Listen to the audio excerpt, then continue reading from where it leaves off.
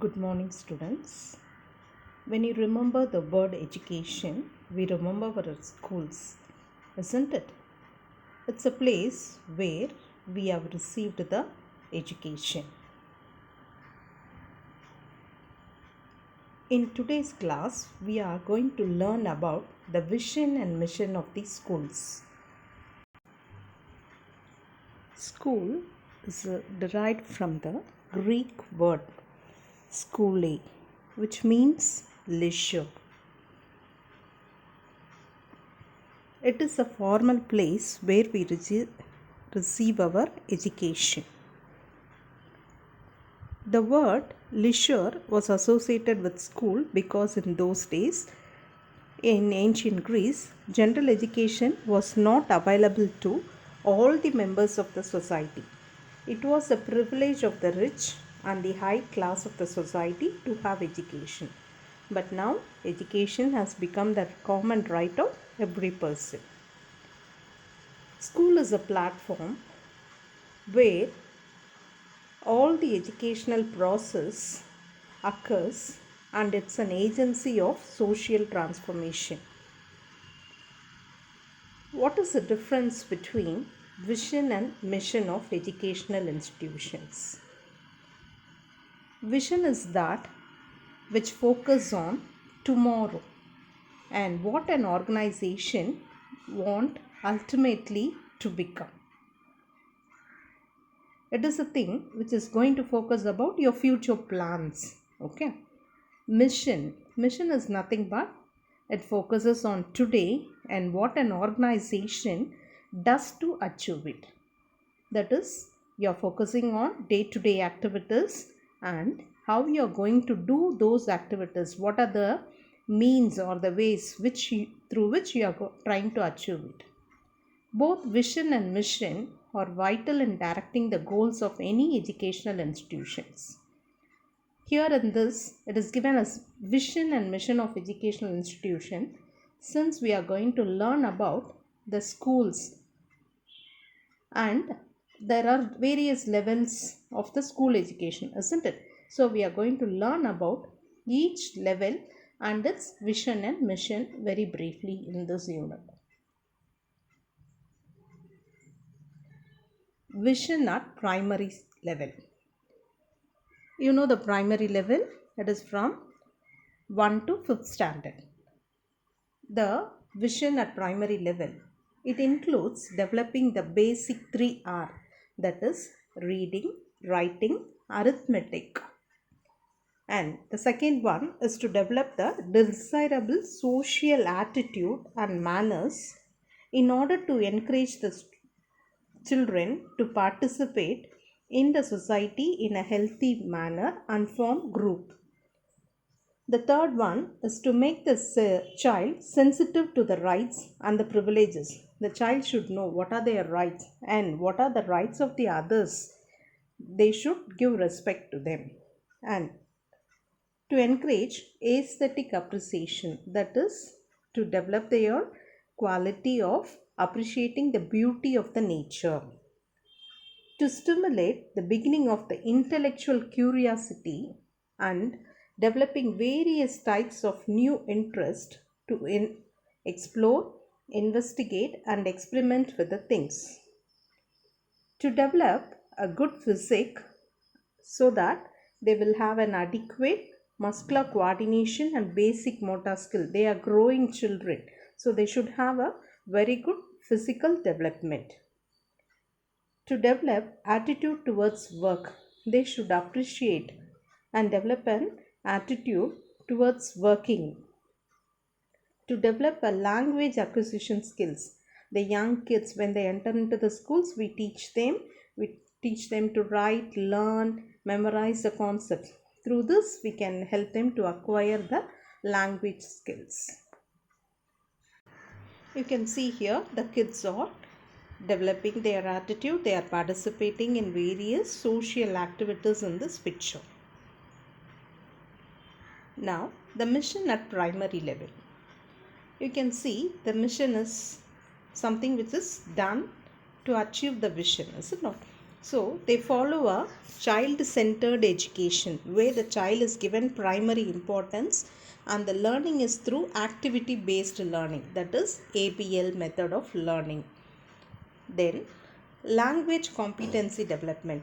They should know how to read, write and small sentences in the form of small paragraphs and other things. The next is that we give in practical life skills and work experience training so that they are able to lead their life independently. So far the children would be depending upon the parents. Now they should know how to dress up themselves, how to wear their clothes, and they can even know how to study on their own. Then physical education is given to them. We try to give them various kinds of physical activities so that they develop their physique in a better way. Then art and craft works are given because it gives them happiness, enjoyment and a very right use of their leisure time. And along with that they are provided the environmental education so that they are able to conserve and preserve the nature and act as a very good member of the society in future. Now, the vision at secondary level. Now the children would have grown up. So from 6th standard to 10th standard, we say that that is a secondary level, or where we facilitate self-analysis. The child has to analyze himself. What is his ability? What is his weakness? And they have to have a self-understanding about themselves.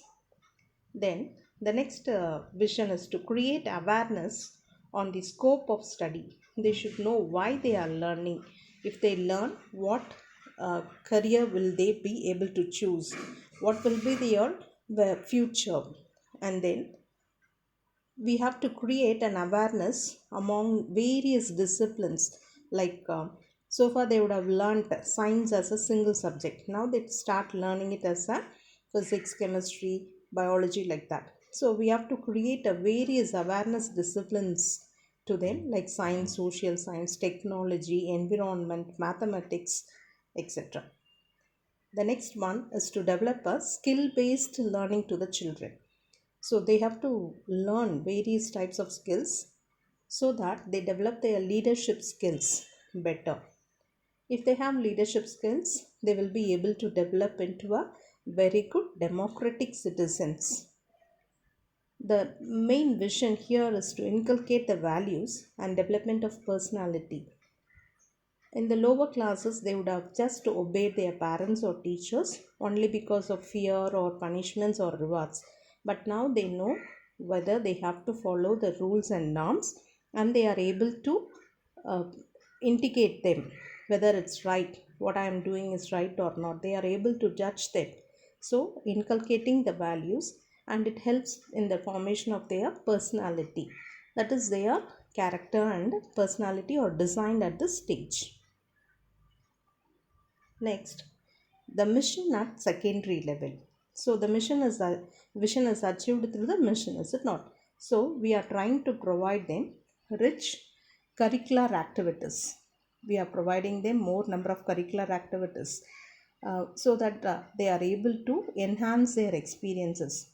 You can see in this picture the students are doing some experiments in the laboratory. They are learning the textbooks in a library, which will enhance their knowledge. Okay, they are provided more number of co-curricular activities, which includes speech, drama, enacting, plays, singing, and various types of participation in a co-curricular activities. You know the various types of co-curricular activities which helps to develop the personality of a child. Then value based education. We have to provide them an education which is enabling and which is enhancing their values. Then we have to provide them need based education. Normally we say that education is not very concerned with the needs of the children in the present day, but we have to refine the curriculum and provide them an education which is based on their needs. Next, the vision and mission at the higher secondary level. The vision is nothing but we are trying to increase the professional and the productive power of the students. Now, when they are at the higher secondary level, they know they have to choose a career, is it not? So, we have to increase their professional and productive powers. Productive is nothing but they have to turn into a fruitful citizens of the society, develop their personality, develop leadership qualities. So they should be given activities so that they are able to do an activity individually, or they should be given the role of a class leader or the role of a school leader, like that, so that they enhance their leadership qualities.